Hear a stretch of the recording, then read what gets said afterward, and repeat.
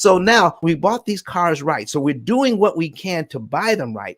Let's pay for them right. Okay. We bought them right. Let's pay for them right. So let me give you an example here. This is John and Rebecca Jones. All right. And John and Rebecca Jones, we got years to pay off here. They've got an automobile, they've got a credit card, and they've got a mortgage. So if we go into their accounts, we can actually see that they have $500 in checking, they have $5,000 in savings, and they have $25,000 auto loan here.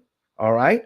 And they have a credit card at 21%, and they have a $200,000 mortgage. Now, I don't have an example with multiple cars, so we're just going to kind of use this, Chris, to kind of give you an example of what we're talking about. All right. So if I go back to the action plan here, the program tells us just to track their income. John gets paid here on October 1st, $950.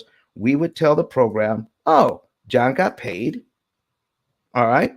And then we would tell the program, well, he got paid his $950, and add that to his virtual checking account, because that same money got added to his real checking account. Now he has $1,450 in the virtual account. He has $1,450 in the real account. So now we're going to also tell the program how much he's spending. The mortgage, the utilities, we get another paycheck, but here is the magic right here, okay? The magic of the math. These little arrows tell the program, take money from the checking account and put it into savings, this $100.90. Because for this family, this is $100.90 they don't need for anything else, because they've told the program how much they need to spend each month. All right. And so the program just tells you to put money in savings until it's time to take it out. So in respect for time, we're going to scroll down to December, when the program is saying, oh, we need to take money out of savings, because this is money we saved up, and pay off the Visa at one time. When we do that, when we pay off the Visa, then it tells us, oh, here's how much interest you saved. $1,736.34 in interest by paying off that Visa. And then it says, after you pay off the Visa, then after you pay your mortgage on the 1st of the month, then the program is saying, wait till the 7th of the month. And here's what you were talking about, Chris. It's going to tell you to pay $1,116.98 on the mortgage principal. Stop at the 98 cents. Don't even round it up to the next dollar, Chris. I mean, this is very specific. This is the optimum amount to put down on this mortgage so you could save the maximum amount of interest per dollar applied. Any more than this, the amount of interest you could save per dollar goes down. Let me give you an example. Let's say you could save $4 in interest for every dollar you apply to principal. But if you do it wrong, you would save, let's say, $3.50 per dollar. You're still saving. But why would you accept $3.50 per dollar when you can get $4 in interest saved per dollar? And because we're not tracking how much interest we save, you can't optimize what you can't measure. And we've been taught not to measure. We make huge mistakes, opportunity cost mistakes, by just willy-nilly putting money on the debt, not knowing how much interest we're saving. This way is more precise. You're going to save the maximum amount of interest per dollar. So we're going to put this on here. And when we do that, Chris, on this particular mortgage, by putting this amount on, we will save $5,435.91 in interest by putting that amount of money on the debt. Now, here's why I think that this is important. We just paid off the credit card. Let's go back to the accounts. We just paid off the credit card, and here is the minimum payment for the credit card is $50.88. There is a common way to pay off debt called the debt snowball, Chris. All right. In the debt snowball, when you pay off a loan, you take the minimum payment that you used to pay on the other loan and add it to your payment on the next loan. It's called the snowball. So you keep snowballing those payments to pay off the next debt. And what they generally do is pay off the next largest debt. The next largest debt here is the automobile.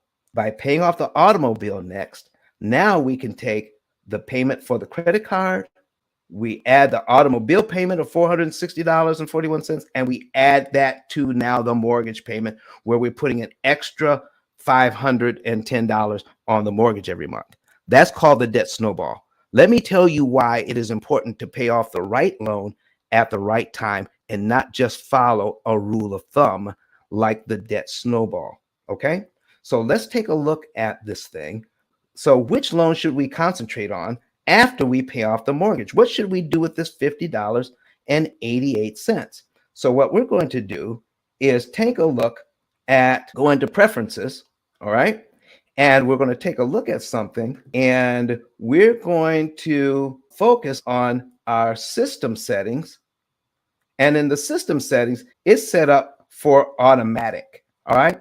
It's set up for the automatic to pay off the debt. So we can go into focus settings, all right? It's set up for automatic, all right? Now, because of this program, we're going to be able to pay off the mortgage of $200,000, the credit card of $2,000, and the automobile $25,000 in 7.7 years. Wow.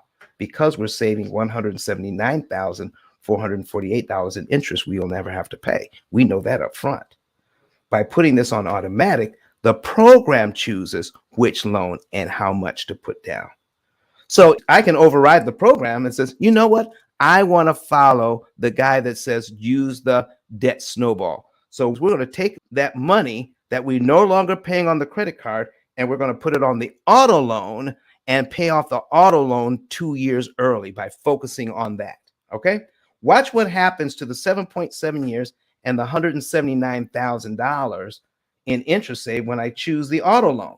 Specifically, the program recalculates and says, oh, it's going to actually take us longer to get out of debt, now 7.8 years, and the $179,000 in interest saved just dropped by $2,000.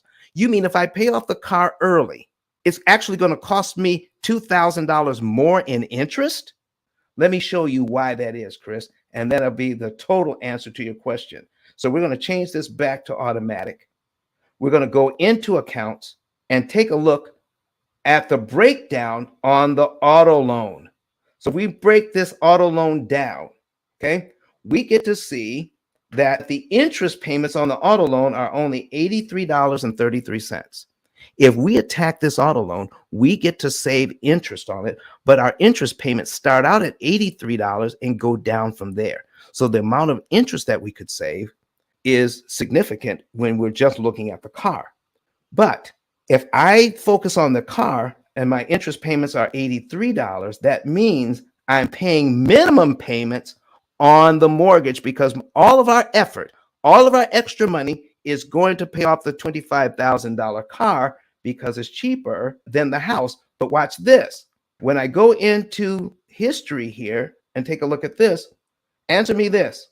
Should I focus on the loan that's only costing me $83 a month for the next 2 years and leave this alone while I'm paying $1,000 to $900 a month on my mortgage and just totally ignore this?